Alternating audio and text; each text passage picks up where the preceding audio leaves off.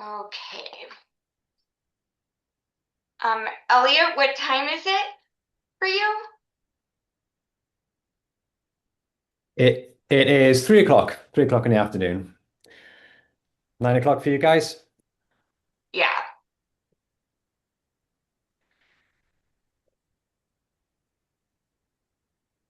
And for once, it's quite a sunny day in the UK. So I'm sure if you believe you're in California, which probably has a lot of better weather than South Wales, but we're quite a nice day today for once.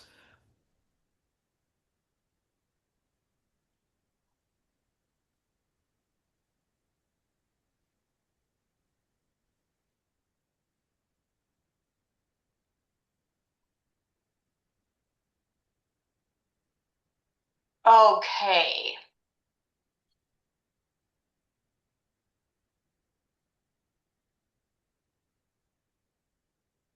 Awesome. We have 26 people. I'm just gonna get started on our announcements so I don't spend too much time, or I don't take up too much of the presentation time.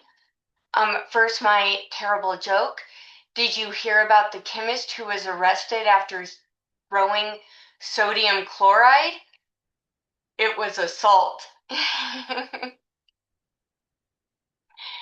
We have some, we actually have some funding available through the Catalytic Innovation, Catalytic Impact Foundation, and they are having um, a competition in June to compete for up to $200,000 in prize money. Applications are due by April 30th, which is soon, that's 7 days. I will put all of this information in the chat after I'm done talking and send it out in my wrap-up email. We're making a ton of progress on biomarkers. This was just published from our amazing team at UT Southwestern showing delta power in quantitative EEG metrics. If you can believe it, the symposium planning for 2026 is already underway and you can register. I will put that information into the chat as well. We are also going to be holding a PFDD this fall with the FDA. For those that aren't aware what a PFDD is, it's a patient-focused drug development. And typically it's where patients go and discuss with the FDA what the lived experience is with a condition and what matters to them for clinical endpoints. We're in an interesting position that we're going to the FDA saying, hey, this is what we've already used. We've taken kind of a backward track. Normally you have one of these and then you have future trials. We've had trials and now we're going to tell the FDA what we've done historically and what we would like to do going forward. And that is super exciting. It highlights the point that patients aren't waiting anymore and we're going for it. The traditional pathway of drug development is slow and broken. So rather than spending a ton of time taking the traditional steps, we've just gone and actually made drugs. And now for the important purpose of the call today, this has been on our schizophrenia series. All SLC patients talk so much about behaviors and how they really just paralyze our family life. And our kids aren't functional. Even if we get their seizures under control, we're not seeing that family life improves, that they're still able to attend school, that drugs help. And Last month, we had families talk and we implemented the rule at the beginning because we're all problem solvers just being on this call. We're all motivated parents or scientists or doctors, and you inherently ask yourself, did the family try this? What changed? And the answer is, we've tried everything. Nothing has changed. It's simply the behavior that it's not correlated with anything. The kids are just out of control. If someone had a secret drug that was working, they would talk about it. Not one drug has worked for behavior. And we're seeing that now, and it's being published. This is a UCB presentation that was published about always disruptive behavior. And what this chart shows is that even with disruptive seizure frequency, you can lower seizure frequency and still have disruptive behavior. And that just begs the question of how do we define our patients as stable? We're all constrained by what is in our toolbox. So if you see an epileptologist, they're looking at seizure control and they say, well, you're stable. But we're not. And if you go to the pediatrician, they're like, well, you're mostly healthy, so you're stable. Well, we're not. And maybe we get certain symptoms under control behaviorally, but we still get a phone call home from school every day. So we're not stable. And so we're trying to understand what stable, how we define stable, and Elliott's presentation today, what's happening in brains of children with SLC6A1 to cause all of these symptoms. Because when patients talk, we're stuck in the Venn diagram of hell. We're between neurology, between psychiatry, between, gosh, I'm not even sure the other specialties to mention here, but there's no clear pathway, and everything overlaps just enough that the best word to categorize is paralyzed.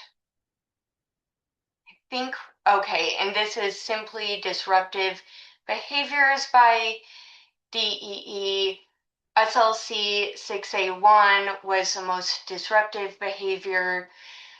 We have included other patient organizations on this call and in private parent chats with SYNGAP and STX and KCNT1.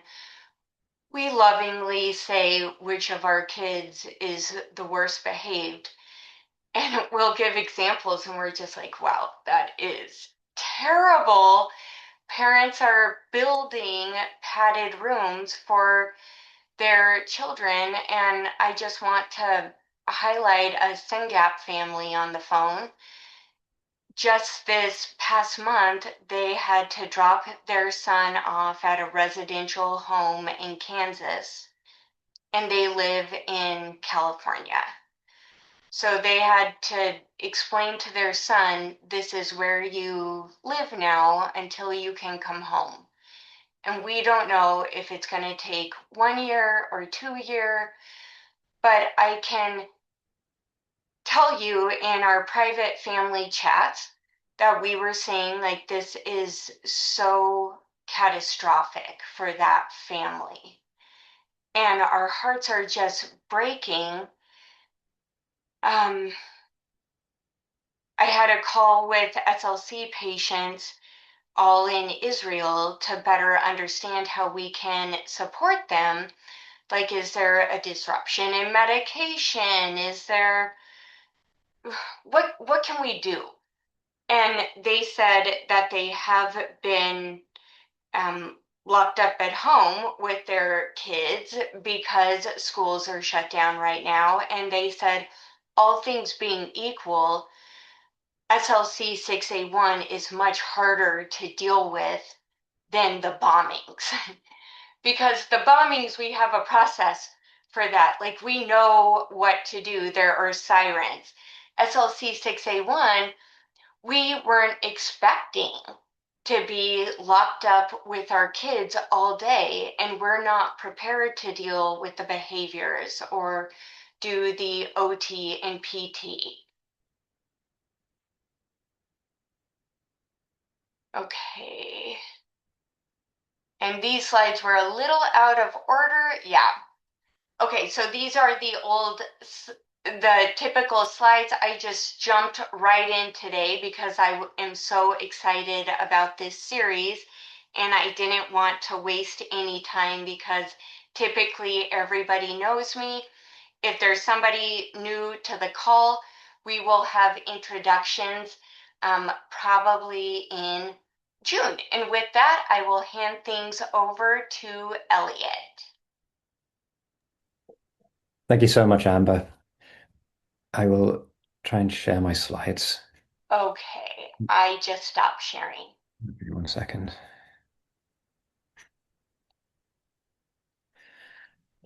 Oh, while you're pulling up your slides, Rick, I see you're on the phone. If you wanted to just add a minute about the Catalytic Innovation Fund. Thank you, Amber. That is so nice.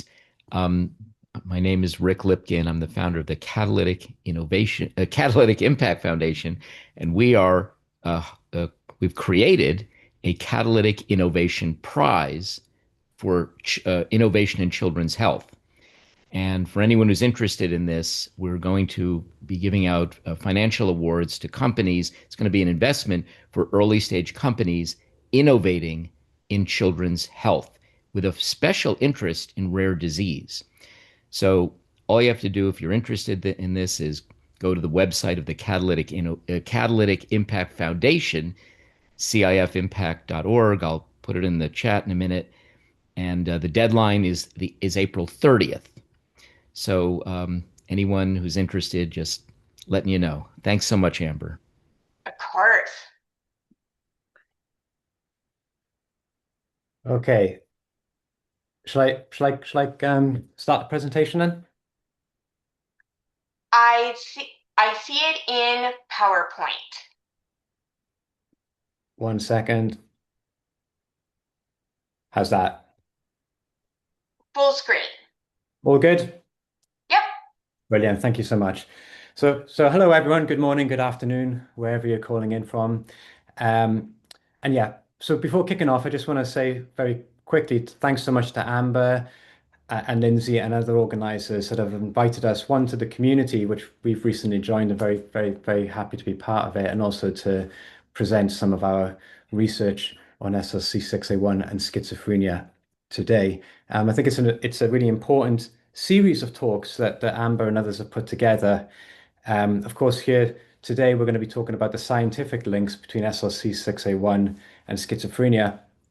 But just want to thank the families and the parents that spoke in the talk last month. You know, I don't. It was safe to say it was one of the most powerful talks that I've ever heard. And so I'm not a clinician myself, and I'll talk more about myself, my background, and also Sophie Chick, who's here. You get two for the price of one today. Sophie Chick is going to be presenting as well today, her work, and Sophie is again a non-clinician. So whilst we work with clinicians on a daily basis, and we do work with people with lived experience of the disorders that we study, we very rarely hear about the kind of nature, the direct nature of the experiences lived of people affected by conditions like SLC6A1 last month. So I just want to say thank you, and it was an important talk to let us know really why we're doing the work that we're doing. So to jump into today's talk, so as I say, I'm Elliott Rees. I'm a senior research fellow based at Cardiff University. Sophie Chick, who's with me here, was my PhD student working on some of the work being presented today, and she's now a postdoc working in my group. Um, the institute that so we're bioinformaticians, we're computational scientists, but the institute that we work in investigates genetic and non-genetic aspects of mental illness. And the group that I'm based in is the psychosis research group.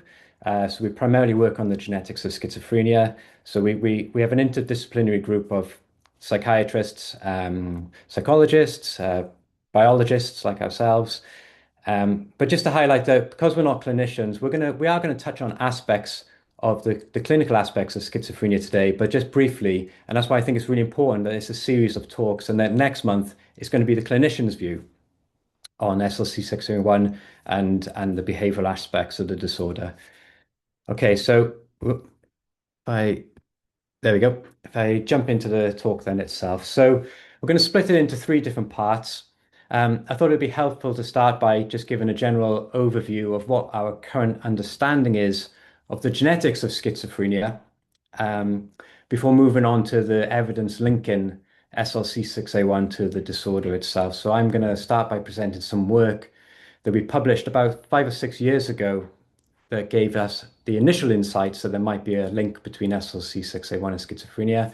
And then I'll hand you over to Sophie, who's going to present work that she published with myself last year in advancing this evidence base before touching up on some conclusions. And just to say, we can take questions at the end, but if anything isn't clear during the talk, please just shout out and happy to answer any questions. So schizophrenia is a psychiatric disorder that changes how a person thinks and behaves. It has a prevalence of around 0.7%, and its onset typically is in late adolescence and in early adulthood. There are instances of childhood onset schizophrenia, but they're extremely rare. I believe the prevalence is around one in, say, 14 or 15,000, but there are instances of childhood onset schizophrenia.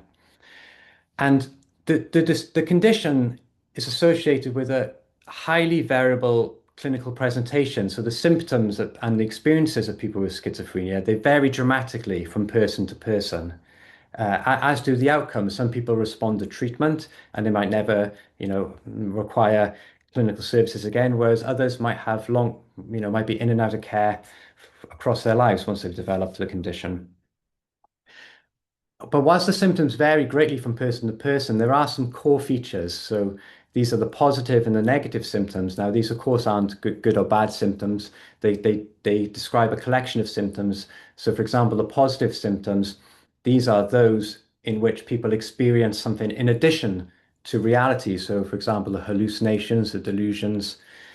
And then the negative symptoms, they represent those where there's been a loss or a decrease in typical functioning, in normal functioning. So things like social withdrawal or an inability to experience pleasure in day-to-day activities.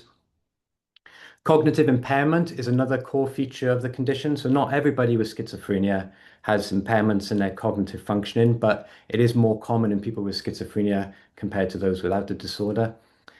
And it's also associated with high rates of both physical and mental comorbidities. So people with this condition have higher rates of cardiovascular conditions, diabetes, epilepsy, and other neurodevelopmental conditions, for example, intellectual disability. But despite many decades of research, the pathology of schizophrenia is still largely unknown. But what we do know from decades, if not centuries, of research is that it has a strong genetic component. And this evidence has largely come from studying the rates of schizophrenia in people, in families that are affected by the condition compared to the baseline rates in the general population. And what these studies have consistently shown is that individuals that are more closely related to someone with a diagnosis of schizophrenia are more likely to develop the condition themselves compared to the rates in the general population. And that risk increases with more closely related relatives. So the risk in first degree relatives is higher than those in second or third degree relatives.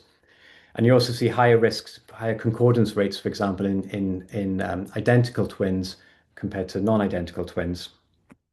So by comparing the the concordance rates of a diagnosis of schizophrenia between identical and non-identical twins gives you an indication as to how important genetics is in explaining the liability of this condition across a population. So not for, this is an important kind of distinction. This isn't for a single, how much genetics is important for a single individual, is how much has a role in risk across a population, which is the heritability of the condition. And the estimates of heritability are high. They're between 60 and 80%. And I think it's not too important to get kind of focused on the degree, the exact estimate of heritability. I think the important point is that it's high. So therefore, genetics has an important role in the development of this condition. And this is why we use modern genetic technologies to actually try and identify which genetic variations in our genomes are contributing to the development of the disorder. And I'm not going to go too deep into, the history of how we got to our current understanding of particular genetic factors that have a role in schizophrenia, but I just want to get some key messages across at this point in the talk. And that's firstly to say that schizophrenia is not a single gene condition. It's highly polygenic, meaning that risk is conferred by hundreds, if not thousands, of different genes that are distributed widely across the genome. And through a number of different genetic studies, as a field, we've now identified quite a high number of genetic mutations that are robustly associated with schizophrenia at a statistical level.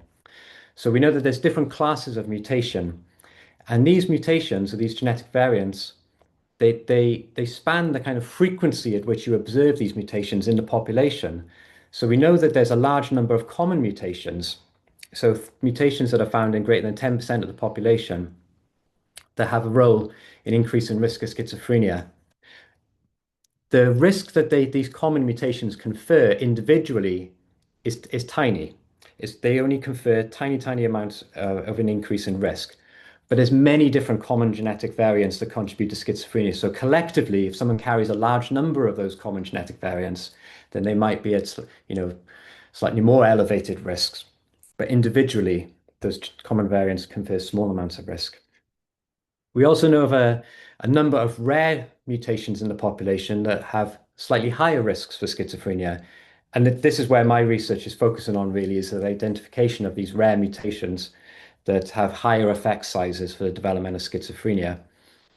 And so far, we've been able to identify two primary classes of rare genetic variation that contribute to schizophrenia. So you've got copy number variants in green here. And sorry, I should say what I'm showing on this figure is the frequency of these mutations on the x-axis and their effect sizes on the y-axis. So you've got these copy number variants in green. So these are structural changes to chromosomes, regions of our genome that have been deleted or duplicated. And there's about 13 of them that we know have a role in schizophrenia. There's many more out there, but we haven't discovered them yet. There's 13 that we're aware of.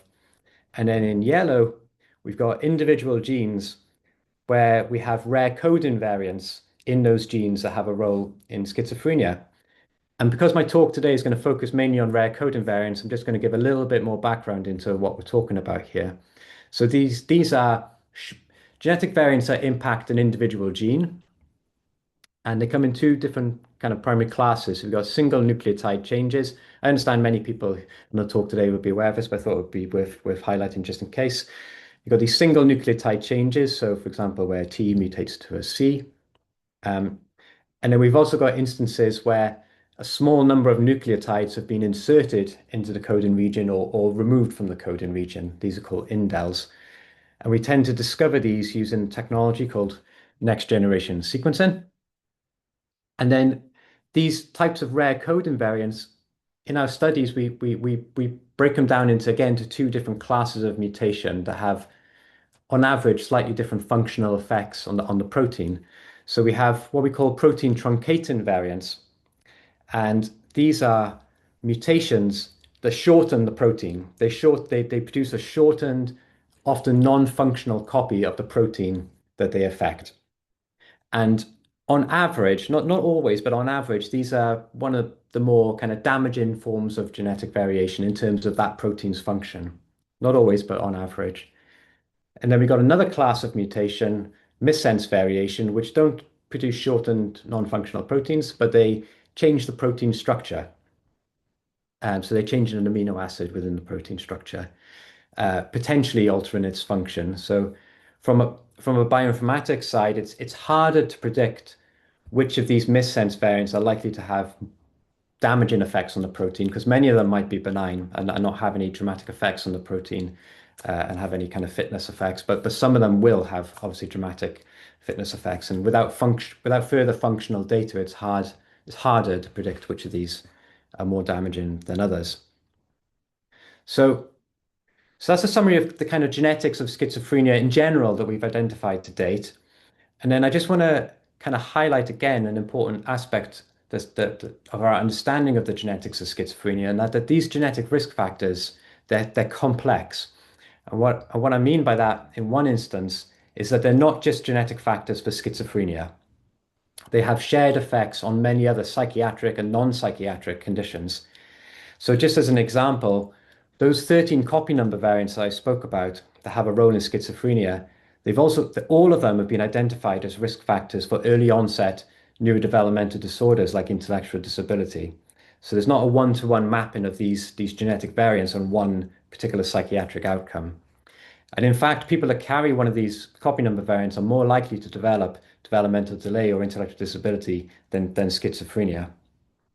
A similar situation exists in those rare coding variant, those individual genes that are enriched for rare coding variants in people with schizophrenia. So many of those that have been identified to date also have a role in autism, intellectual disability, epilepsy, for example. So there's the shared effects of these genetic variants across different psychiatric and sometimes non-psychiatric conditions is more common than not. And this genetic evidence of a shared genetic basis between schizophrenia and other early onset developmental disorders has provided support over the years for a hypothesis in that schizophrenia is neurodevelopmental in its origin, whilst the onset of, say, the psychotic features might typically happen in late adolescence or in adulthood. The origins of the disorder it happens, there's evidence that it happens a long time before that, and it might be that there are genetic factors or other environmental factors that have an impact on the developing brain that then leads on to psychosis at a later stage. So as I say, it's a new developmental hypothesis of schizophrenia, but also the new developmental continuum. Whilst these might be distinct diagnostic entities, schizophrenia, autism, ID, the the genetics suggests that they're anything but distinct. They have overlapping genetic factors, which perhaps unsurprisingly, then they also have overlapping clinical features like cognitive impairment, for example. So yeah, I just wanted to highlight that kind of complexity with both schizophrenia as a condition and also the genetic factors that underlie it. And then finally highlighting the fact that these genetic factors for schizophrenia, they're not fully penetrant. So there are many individuals that are unaffected by a psychiatric disorder that carry these schizophrenia risk variants. They increase your risk. They are not deterministic. They do not mean that you are going to go on to develop schizophrenia just because you carry one of these genetic variants that has been associated with schizophrenia. Due to that polygenicity that I spoke about of schizophrenia, many different genetic factors, some of them many of them are common. It means that we all have a genetic vulnerability to schizophrenia. Just some of us might have more than others. And that ultimately the development of this disorder is going to involve a combination of different genetic and non-genetic factors. And this is often kind of an analogy for it is often given as this vulnerability jar, a mental health vulnerability jar. So we all have one of these, and it's filled by these genetic risk factors or these environmental risk factors. Some of us might have as I say, more genetic factors than others, but it doesn't mean that you're going to go on to develop the condition. There's lots of other complex factors that come on to determine whether someone actually develops that disorder or not. So that's a brief summary of schizophrenia and the genetics of schizophrenia. I'm now going to move on to talking about SLC6A1 and schizophrenia, and starting with this paper that we published about 5 or 6 years ago. So I'm going to give a brief introduction now into a brief background into what was known about de novo mutations in particular in schizophrenia and other developmental disorders at the time that we conducted this work in, say, 2019 or so, 2018. So, so de novo mutations. So these are mutations that I'm sure many people are aware of this. These are mutations that have arisen for the first time in an individual. They weren't inherited from the parents. They were mutations that occurred in the gametes of one of the parents, and they're common risk. They're known to be common risk factors for a lot of conditions that are associated with reductions in fecundity. So basically, conditions that have a role with reproductive fitness. So de novo protein truncating variants, that class of mutation I spoke about, are important risk factors for a number of different psychiatric and developmental disorders. And we see an excess of these mutations across the genome compared to people without these conditions. But that excess isn't uniform across these disorders. So we see that these mutations, they're likely to have a more important role or explain more of the liability for early onset developmental disorders compared to schizophrenia, for example. Um, and these de novo mutations, that those that have a role within these psychiatric or developmental disorders are often concentrated within what we call a loss of function intolerant gene. So there's around 3,500 of these genes. And just to explain what they are a bit further, so these are genes that we know they don't tolerate particularly damaging types of mutations in healthy populations. So if you took a population of people without an early onset developmental disorder, they're typically depleted for these types of mutations. So they're loss of function intolerant genes. And both in schizophrenia and these other conditions, we studied de novo variants to try and implicate specific genes that have a role within these disorders. And at the time that we conducted this work, a large number of genes had been implicated in early onset developmental disorders and in autism through studying these de novo mutations, many of which overlap each other. So there were, at the time, there was 159 unique genes that were associated with these developmental disorders. But at the time, there was only one gene that was associated with these de novo mutations in schizophrenia, and that gene is SETD1A. So, so we conducted this study to try and identify further genes. And what I should have said here is that one of the reasons that so few genes were implicated in schizophrenia was sample size. We need very large samples in order to have well-powered studies to implicate these genes. And as you can see here, the size of our sample in schizophrenia was lower in the other disorders, combined with the fact that these mutations might have a slightly lesser role in schizophrenia compared to the other disorders. So that impacted our power to implicate genes. But we knew there was additional ones there, we just couldn't identify them at the time. So we conducted a study whereby we produced new genetic data, new sequencing data in around 600 families affected by schizophrenia. So getting sequencing their genomes, their exomes in an individual with schizophrenia, as well as sequencing both parents to look for these de novo mutations. And then combining that data with published de novo data to try and refine sets of genes that we know are enriched for de novo mutations in schizophrenia, but then also identify novel risk genes. So here's a figure showing some of the results from that gene set analysis, trying to refine which genes have a role within schizophrenia based on these de novo mutations.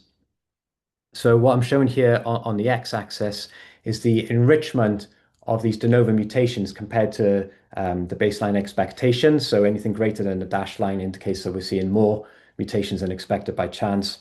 And then on the y, different categories of genes that we tested. So the first category of genes was loss of function tolerant genes. So this is the opposite of those loss of function intolerant genes I spoke about. These are genes that tolerate, on average, they're more likely to tolerate these damaging types of mutations in the general population.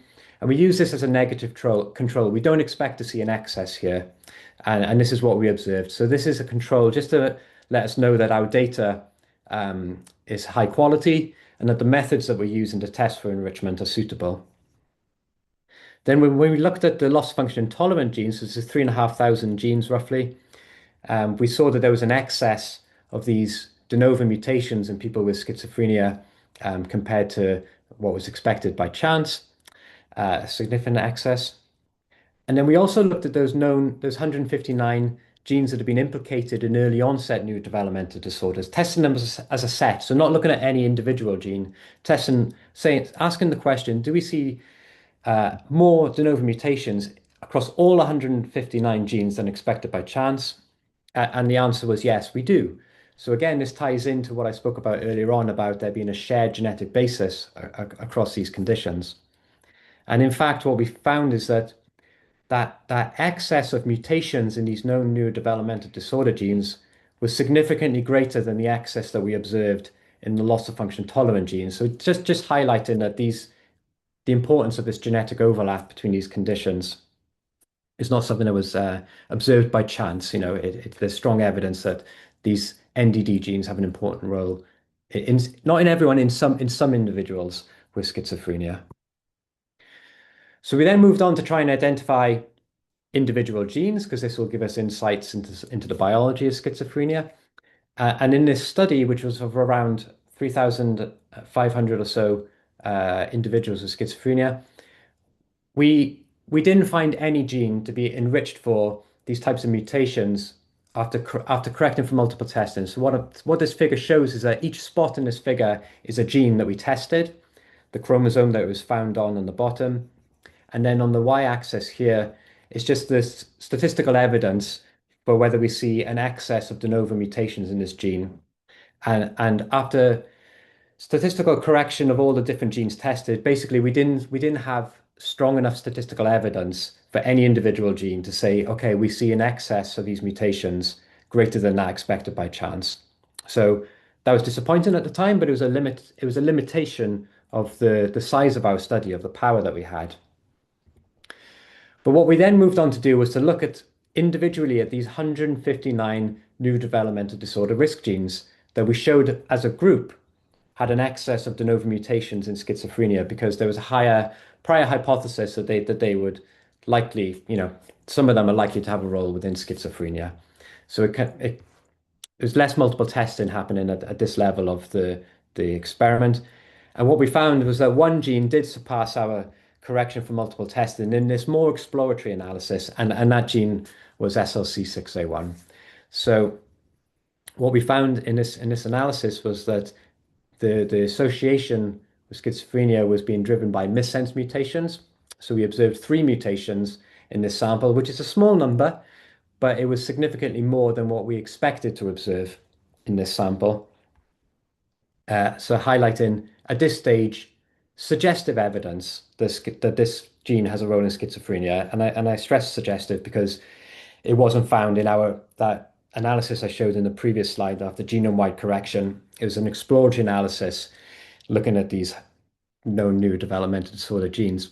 So SLC6A1, of course, is well known amongst people in this call who know much more than me about the biology of the gene, but it's a gamma aminobutyric acid transporter, has a role in removing GABA from the synaptic cleft, and GABA or disruptions to GABAergic synapses there's prior evidence for a role of it in schizophrenia. So, for example, copy number variants in people with schizophrenia prior to this work have been shown to be enriched amongst genes related to GABAergic neuronal signaling. So there was prior genetic evidence for disruptions to GABAergic neuronal signaling having a role in schizophrenia, but this study by us was the first evidence that SLC6A1 had a role in schizophrenia. So again, I know many people on this call will be aware of this, but SLC6A1 has also been implicated in autism through these sequencing studies. And it's one of the genes that in sequencing studies of autism has been shown to have a role for missense mutations. So many genes implicated in autism, that association is being driven by those protein truncating variants. But at the time of this publication, things have changed slightly today, but at the time of this publication, which was 2018, there was only 4 genes known that had an association exclusively with missense variants in autism. So this was interesting given that we found it to be a missense mutation again in schizophrenia. And at the time, there was evidence that whilst this gene has been shown to have a role in autism, epilepsy, developmental delay, and now schizophrenia, and that it's largely missense mutations in this gene that have a role across these conditions. There was evidence that the missense mutations within this gene, there was evidence for clustering within particular domains of the gene within a condition. So, for example, um, people with autism, there was evidence there was a clustering of missense mutations within a particular transmembrane domain within this gene. It's not exclusively within that transmembrane gene, that transmembrane domain, but there's evidence of a clustering of an enrichment of mutations in that domain. And again, with epilepsy, there was evidence that there was a different transmembrane domain, that there was evidence of clustering of mutations in epilepsy. But in schizophrenia, now we only had 3 mutations in our study, but just to highlight that there was no evidence of clustering. They occurred at different domains across the protein. So the next question that we wanted to ask is, okay, so we identified this gene. We didn't do a study of SLC6A1. We did a genome-wide study that highlighted SLC6A1. So we wanted to ask the question then, in those 3 individuals that carry this mutation, what was their clinical phenotype? We know they have schizophrenia, of course, but what is their broader clinical phenotype? And we had to go through this prospectively, of course, and sorry, retrospectively, I mean, and we didn't have any clinical data available to us for one of the carriers, but we did for some of the other carriers. So we couldn't go to these individuals and perform a clinical profile of them. This was going back to our clinical notes that we already had on these individuals that carried these mutations. And what we found is that neither of them had any signs or evidence of having an early onset developmental condition. So no evidence of having epilepsy or autism. One of the individuals that we had educational attainment information on. That individual completed secondary school, so no evidence of intellectual disability, and yeah, no evidence of any other developmental phenotypes. So that's the end of my part of the talk.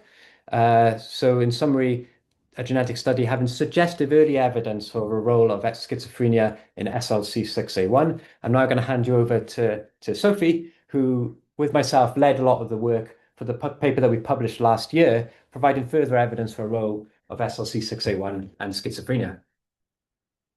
Thanks, Elliott. So yeah, I'm going to talk about this paper that we published last year, as Elliott says, strengthening the evidence for this association between SLC6A1 and schizophrenia.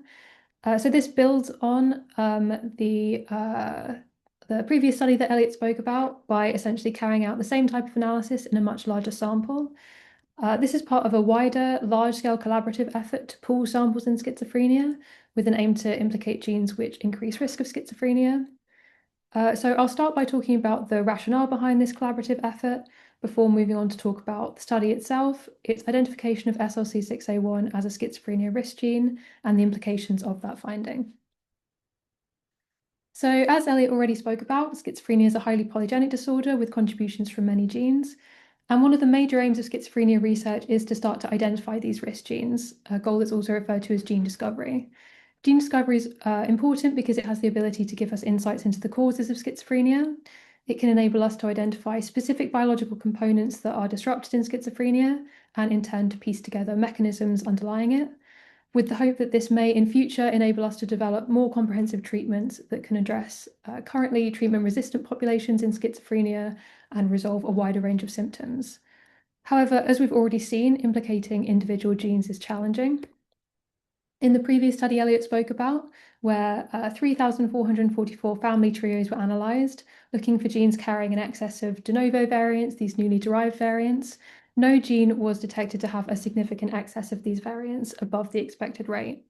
So even though we know that schizophrenia cases carry an excess of rare damaging variants across many genes, such as across known neurodevelopmental genes, it's very tricky to resolve this at the level of single genes. Including for SLC6A1, which is among the most enriched genes plotted here, but it's not enriched at a level that we wouldn't expect to see by chance. So because these variants are extremely rare, they aren't often observed within a given gene, which makes them difficult to analyze. And to overcome this, research groups working on schizophrenia have set out to pool sequence samples through international collaboration to aggregate large-scale samples where Because you're more likely to observe these rare variants, it makes it possible to implicate individual risk genes where these variants are acting. And this is also referred to as meta-analysis. And in schizophrenia, as well as leveraging this kind of prior trio sample that was already aggregated from many existing trio samples, we can also leverage another form of sample that's used to implicate risk genes. This is the case control sample, where we recruit populations of unrelated individuals with schizophrenia and unrelated individuals without schizophrenia who are sequenced to detect rare variants. And then these rare variants are compared between cases and controls to look for genes which have a much higher rate of rare variants in cases and controls, higher than we'd expect to see by chance, in which case we say that that gene is significantly associated with schizophrenia and likely to contribute to risk. In meta-analysis, these case control samples are aggregated to give large-scale samples, and we can also combine evidence from these large-scale case control samples with evidence from trio studies to give an overall level of evidence for whether that gene is associated with schizophrenia. So this kind of meta-analysis has been performed twice so far as part of an ongoing effort where new analyses are performed as samples continue to be sequenced. The original meta-analysis study was performed in 2022 by the Schema Consortium, which Cardiff is a part of, but it's primarily based in America at the Broad Institute at Harvard, which is where the analytical work was carried out. And the most recent meta-analysis was our paper, which is what I worked on in my PhD. This is the study that implicated SLC6A1 and is what I'll be focusing on. However, I'll briefly talk about the Schema meta-analysis first because our analysis directly builds on that. So in the Schema meta-analysis, this was a huge landmark study where they aggregated many schizophrenia case control samples from across different international research groups. And in total, they combined 24,248 schizophrenia cases and 97,322 controls, in addition to the Reset Al trio sample, 3,402 trios. And in this large-scale meta-analysis, where case control evidence and trio evidence were combined, they implicated a large number of genes in schizophrenia. This plot shows the genes that were implicated at two different levels of significance, indicated by these dotted lines here, so the orange dotted line and the green one. 10 genes were implicated at a higher level of significance, referred to as exome Y significance, where we consider that these genes are very likely to be genuine. And 22 genes were implicated at a slightly lower level of significance, referred to as FDR significance or false discovery rate significance, where we expect that 5% of these genes are false positives on average. So this is a slightly lower level of confidence, but we still expect the vast majority of these genes to be genuine risk genes for schizophrenia. And we were able to gain some valuable insights into the biology of schizophrenia from these findings on the basis of these samples that were aggregated at that point in 2022. So building on that sample is our meta-analysis published last year. In this analysis, we took advantage of a newly sequenced schizophrenia case control sample, which was collated from a number of samples recruited by Cardiff and from elsewhere, totaling 4,650 cases and 5,719 controls. And we combined this sample with the existing Schema sample to produce the largest schizophrenia sequencing sample amassed to date, with a total of over 28,000 cases, over 100,000 controls, and over 3,000 trios. Just to briefly go into how this analysis was carried out. So the new case control data was pooled with the Schema case control data. And then, as I described before, case control evidence for each gene was combined with this evidence from the trio study. And in terms of the rare variants that were analyzed, Elliott previously mentioned that there are multiple classes of rare variant which have damaging effects and can contribute to risk, including these protein truncating variants, which are generally considered to have damaging effects, and missense variants, which can have more variable effects. Here I analyze these variants as separate variant classes on the basis that different genes can be specifically affected by different types of variant. So I tested PTVs, missense variants predicted to be damaging by a predictor called MPC separately, and I also tested two classes combining PTVs and MPC and missense variants predicted to be damaging. And in this expanded meta-analysis across these four classes, again looking at these two levels of significance, the novel genes are shown in this plot in bold. So here we implicated two genes at exome Y significance. These were previously FDR significant, so these were elevated by the addition of the new case control data. And we implicated 6 novel genes at FDR significance, which includes SLC6A1.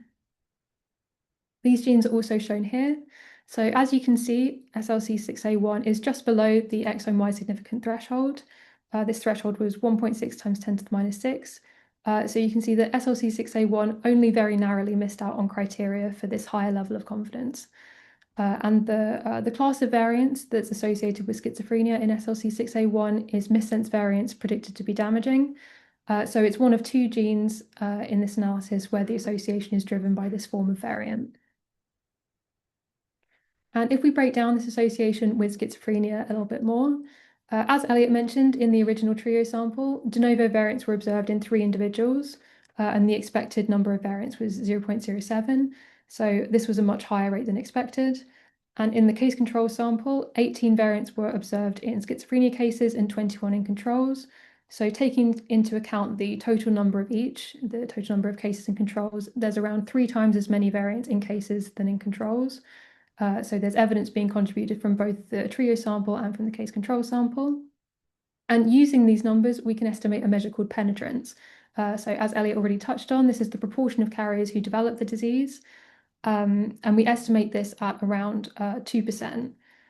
Although this is only a rough estimate, on the basis of this, we can say that of all the people who carry missense variants predicted to be damaging in SLC6A1, around 98% will not go on to develop schizophrenia.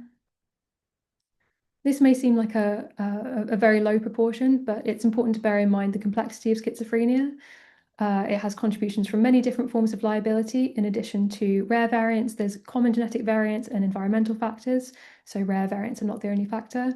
And in fact, even for the strongest rare genetic risk factors, the majority of carriers don't develop schizophrenia. The highest penetrance we see for rare genetic factors in schizophrenia is about 30%, which is for a large deletion that spans about 40 genes and is the most potent risk factor for schizophrenia.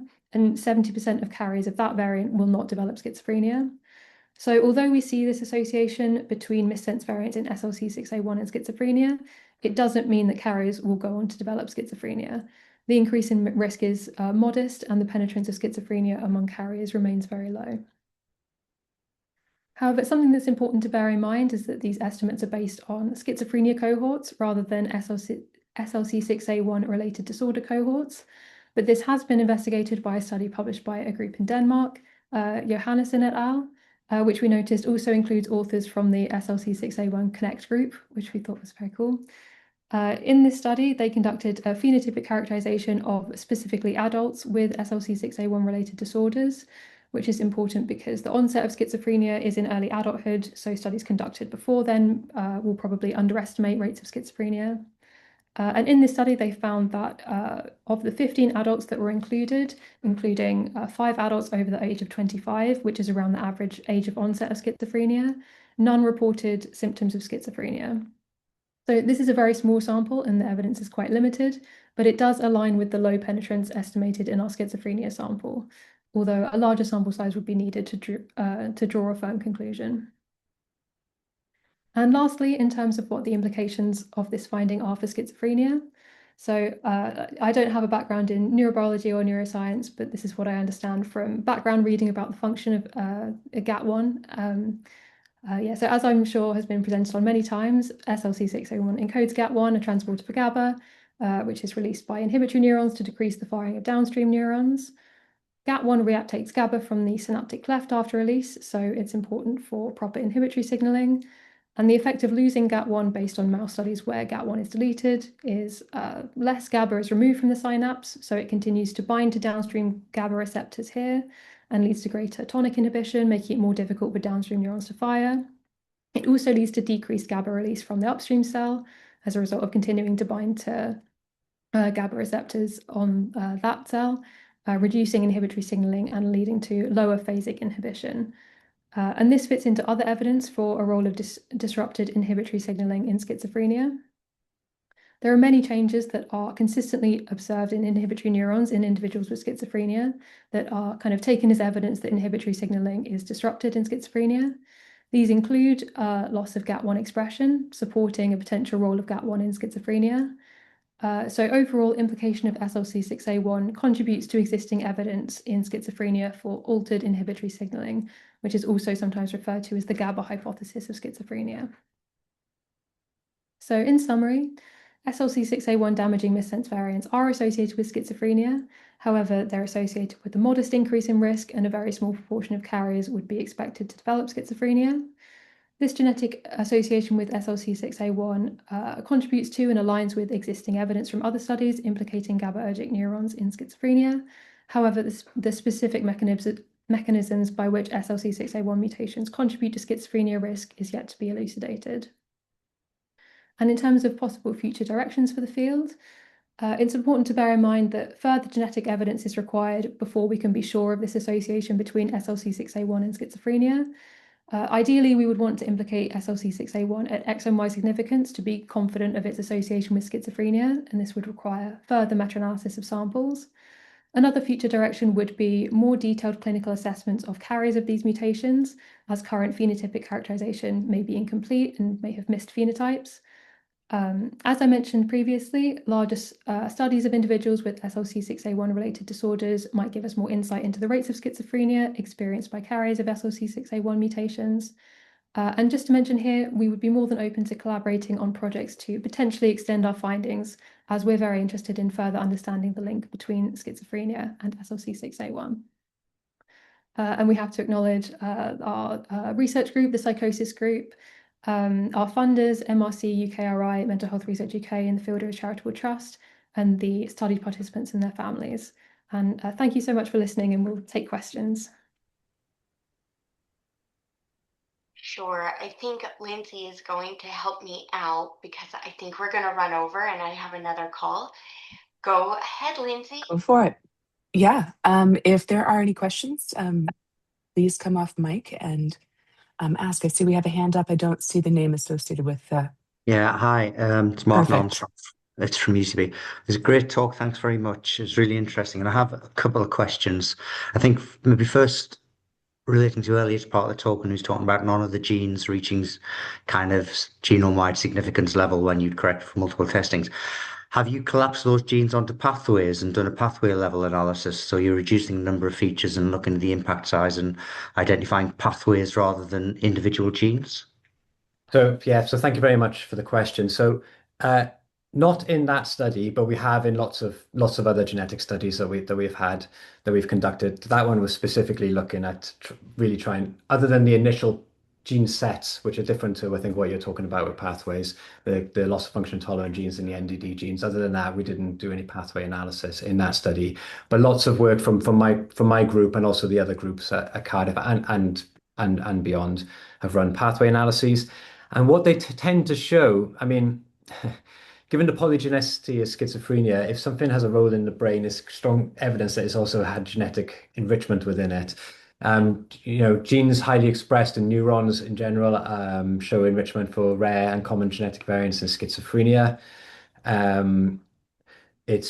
the top of my head, I think of too many specific pathways, but there's the risk is distributed widely across brain-related genes, basically, and those pathways get associated. And one other question as well, in the context of this kind of shared genetic susceptibility and pleiotropic effects of the genes, if you think that potentially we find a child who's showing with epilepsy, you sequence them, you find an SLC6A1 mutation, is there any way to know whether that's caused for the epilepsy or a potentially psychosis-related variant that just hasn't shown yet because the kid's too young? And are there discrete sets of variants? Are there reference databases? Are there ways to predict and know this? So I don't think it's possible. It's not possible to predict, basically, is a short answer at this stage. For a specific variant that's been observed in an individual, I don't believe it's possible to predict if they're going to develop psychosis at a later stage in life, or if it's causal, to know if it's causal, say in the example that you gave for the epilepsy or for psychotic features that they might develop later. I think rather than it being one or the other, I think the most parsimonious explanation, and it's just a hypothesis, is that it's not one or the other. It's shared biology. it's shared, it's not that it's having a role in epilepsy or schizophrenia, it's impacting an area of shared biology that's related to both of those phenotypes. Yeah, thank you. Thank you. We are at the top of the hour. Maybe we can take a few more questions. Valentina, I still like to see you have your hand up. Yes, I'm Valentina, also from UCB. I was just wondering a bit, outside of my level of expertise, but how does the diagnosis mechanism of schizophrenia impact this? I'm wondering, for example, for children with some sort of like disabilities, how can they express the symptoms that they are living? Because to my understanding, schizophrenia is still based, the diagnosis is based on symptom presence. So could it be that it's underdiagnosed in this population because of the inability to express it? I think it's a really good point and question. So I'd begin by answering that we're not clinicians and everything like that. And maybe you can ask that again next month. But you're absolutely right, though, in that, for example, a lot of our studies actually excluded people with, some of them exclude people with severe intellectual disability and things because of that reason, really, is that then you can't capture the diagnosis, as you highlight, is based on a clinician's interview a lot of the time, expressing the signs, symptoms, and history. So it's so the comorbidities are common, and that is well established from epidemiological studies and everything like that. But maybe that would be a question for next month, if possible, to speak to the clinicians about it, because it's not our background, if that's fair to say. Okay, thanks. Makes sense. And I know we're at the hour, but I just want to say, if anybody wants to get in touch, they can email us. I don't think we've shared our email, but please do email us if you have any further questions. We'd be happy to follow up on. Any last minute questions? Maybe we'll ask Amber to circulate your emails just so people can reach out. Of course. Okay, if nothing else, we will wrap up. Thank you guys for the wonderful presentation. This is definitely an area that I know many groups are interested in, as Amber was saying at the beginning of the talk. So thank you all for your work, and thanks everyone for attending today. Have a good day. Opportunity to Thank speak. you. Thank you.